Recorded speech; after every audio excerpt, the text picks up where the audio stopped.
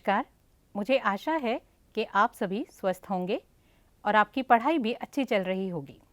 आज के सत्र में आप सभी का स्वागत है। आज हम पुष्पी पादपों की आकारिकी के विषय में पढ़ेंगे। आज के सत्र में हम जिन अधिगम बिंदुओं की चर्चा करेंगे वह हैं मूल, मूल के रूपांतरण, तना, तने के रूपांतरण, पत्ती की संरचना।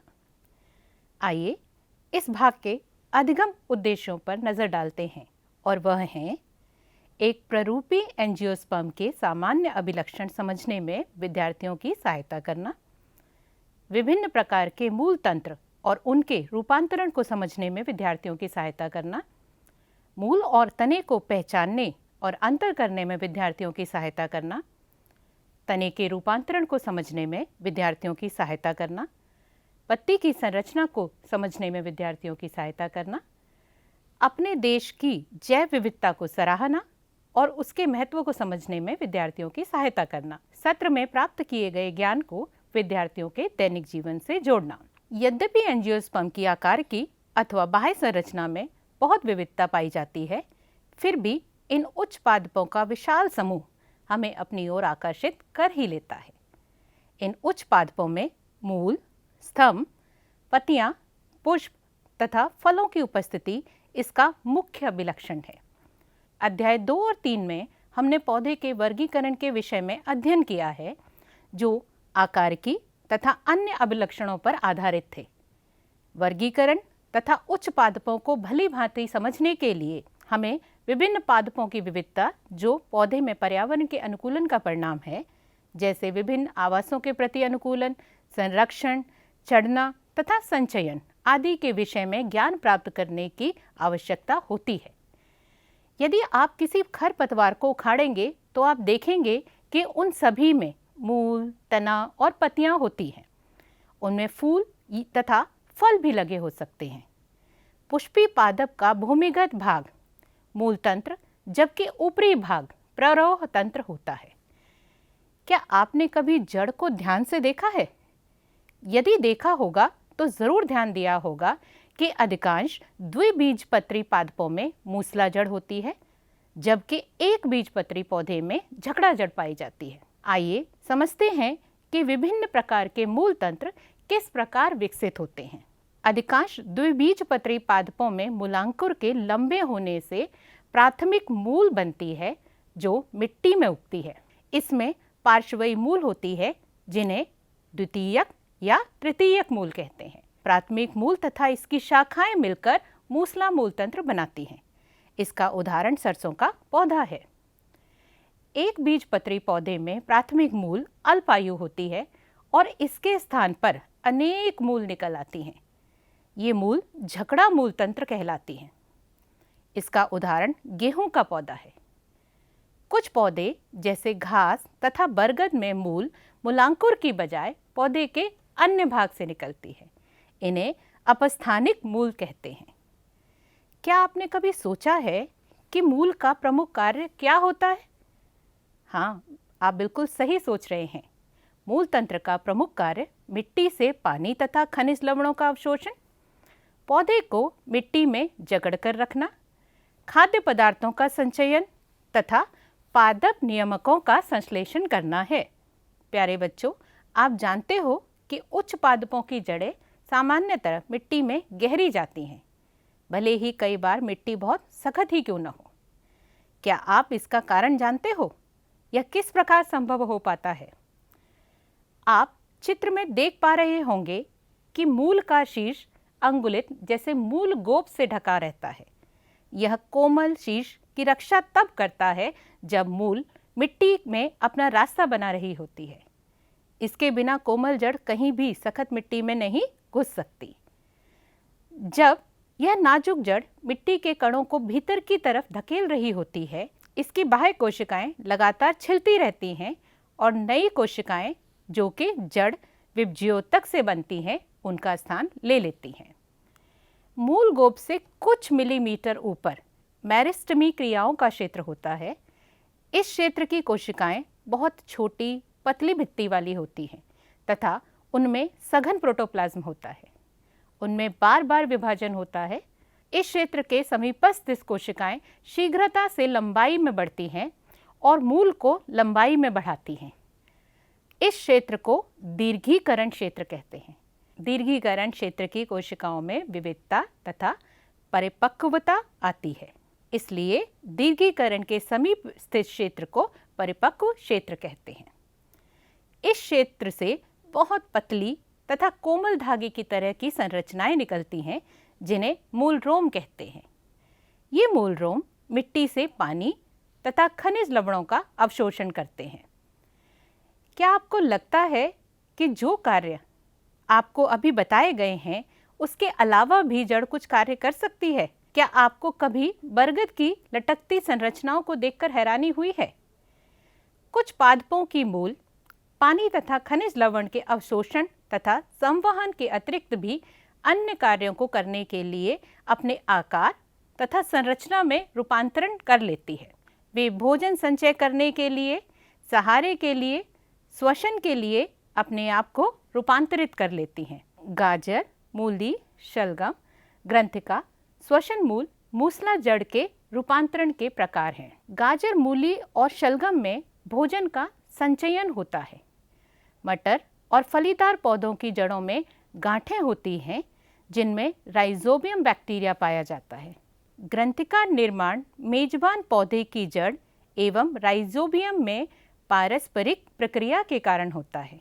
ये जीवाणु नाइट्रोजन स्थिरीकरण करते हैं और जीवाणु को रहने का स्थान मिल जाता है। कुछ पौधे जैसे राइजोफोरा, जो अनूप क्षेत्रों में उगते हैं, में बहुत सी मूल भूमि से ऊपर वायु में निकलती हैं। ऐसी मूल को श्वसन मूल कहते हैं। ये श्वसन के लिए ऑक्सीजन प्राप्त करने में सहायक होती हैं।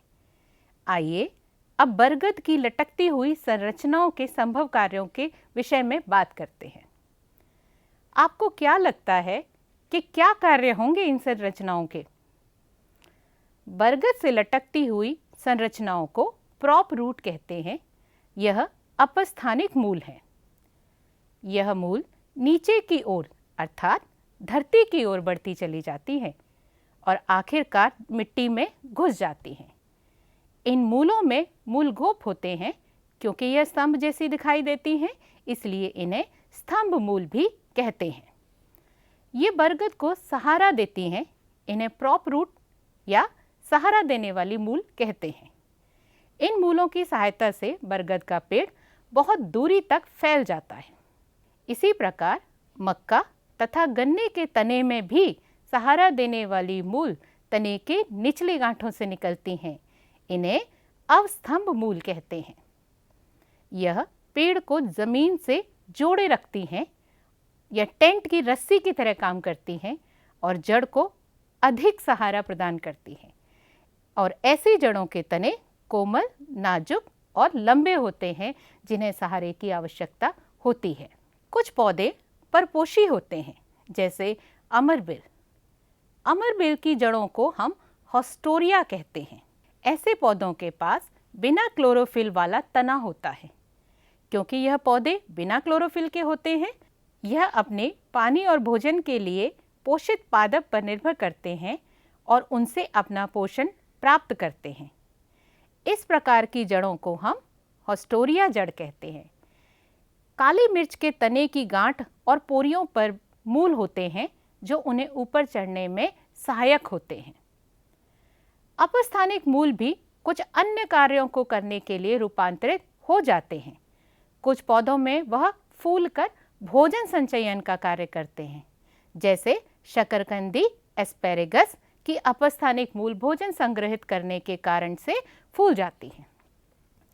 अब हम तने के विषय में चर्चा करेंगे।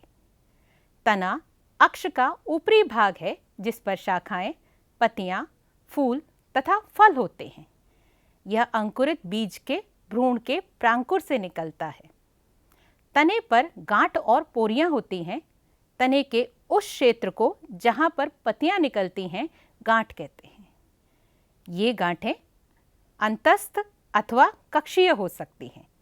जब तना शैशव अवस्था में होता है, तब वह प्राय हरा होता है और बाद में वह काष्ठीय तथा गहरा भूरा हो जाता है।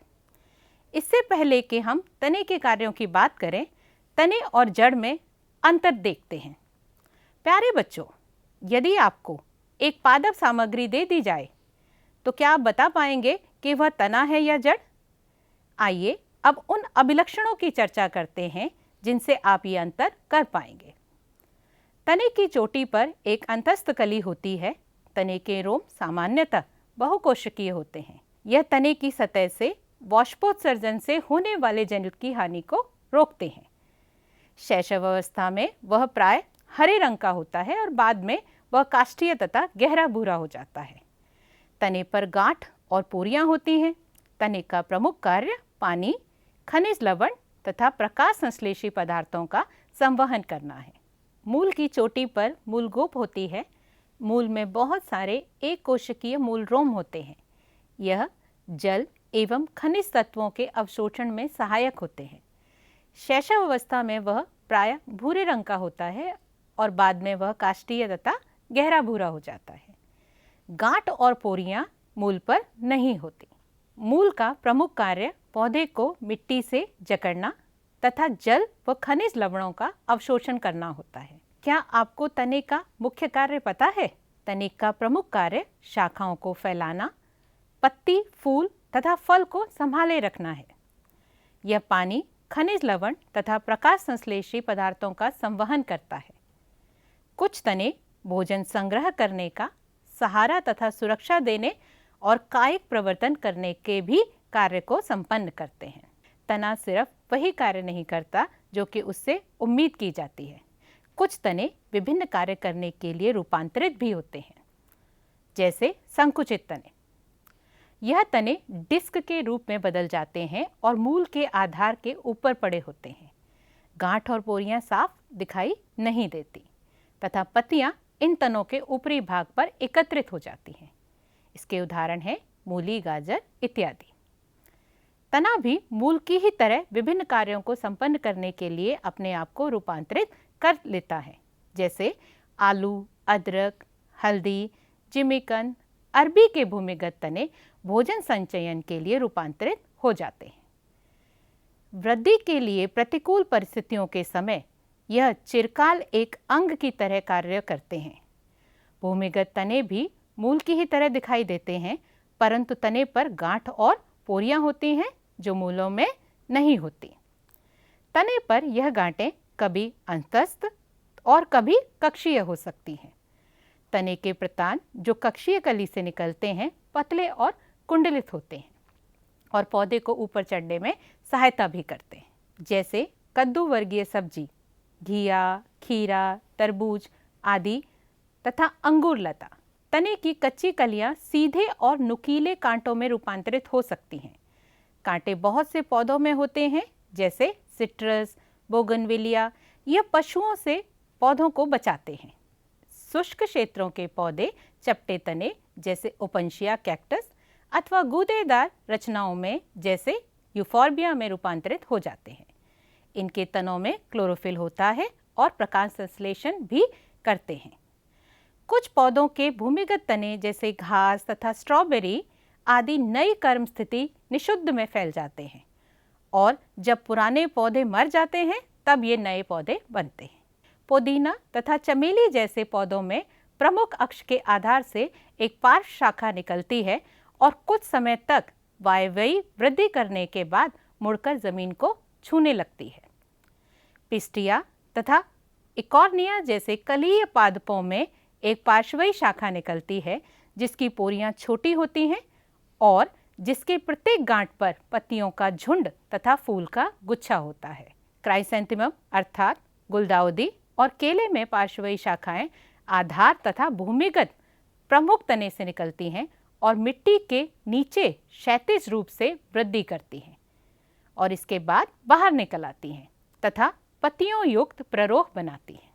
पत्ती पार्श्वीय चपटी संरचना होती है जो तने पर लगी होती है। यह गांठ पर होती है और इसके कक्ष में कली होती है। कक्षीय कली बाद में शाखा में विकसित हो जाती है। पत्तियां प्ररोह के शीर्षस्थ मेरिस्टेम से निकलती हैं। ये पत्तियां अग्रभिसारी रूप में लगी रहती हैं। ये पौधे के बहुत ही महत्वपूर्ण कायिक अंग हैं क्योंकि यह भोजन का निर्माण करती हैं। एक प्ररूपी पत्ती के 3 भाग होते हैं, पर्णधर, पर्णवृंत तथा स्तरिका। पत्ती पर्णधर की सहायता से तने से जुड़ी रहती है और इसके आधार पर 2 पार्श्व छोटी पत्तियां निकल आती हैं जिन्हें अनुपर्ण कहते हैं। एक बीजपत्री में पर्णधर चादर की तरह फैलकर तने को पूरा अथवा आंशिक रूप से ढक लेता है। लंबा पतला लचीला पर्णवृंत स्तरिका को हवा में हिलाए रखता है ताकि ताजी हवा पत्ती को मिलती रहे। स्तरिका पत्ती का हरा और फैला हुआ भाग है जिसमें शिराएं और शिरकाएं होती हैं। इसके बीच से एक सुस्पष्ट शिरा होती है जिसे मध्य शिरा कहते हैं। शिराएं पत्ती को दृढ़ता प्रदान करती हैं और पानी, खनिज तथा भोजन के स्थानांतरण के लिए नलिकाओं की तरह कार्य करती हैं। विभिन्न पौधों में स्तरिका की आकृति, उसके सिर, चोटी, सतह और कटाव में विभिन्नता होती है, जिसके विषय में हम आने वाले सत्र में पढ़ेंगे। आओ अब हम आज के सत्र में जो कुछ सीखा उसकी त्वरित पुनरावृत्ति करते हैं। हमने आज सीखा एक प्ररूपी एंजियोस्पर्म के अभिलक्षण, मूल और तने के प्रमुख कार्य, मूल के प्रकार और उनके रूपांतरण, मूल और तने में अंतर, तना और तने के रूपांतरण तथा पत्ती की संरचना। आपके लिए इस सत्र से एक अभ्यास कार्य भी है। अपने बगीचे में जाइए और वहाँ मूल, तना और पत्ती का अवलोकन कीजिए तथा उनकी आज के सत्र में बताए गए रूपांतरणों के प्रकार के साथ तुलना कीजिए। तने के रूपांतरण के प्रकार की विस्तृत चर्चा कीजिए। आशा है आपने इस सत्र का आनंद लिया होगा। धन्यवाद।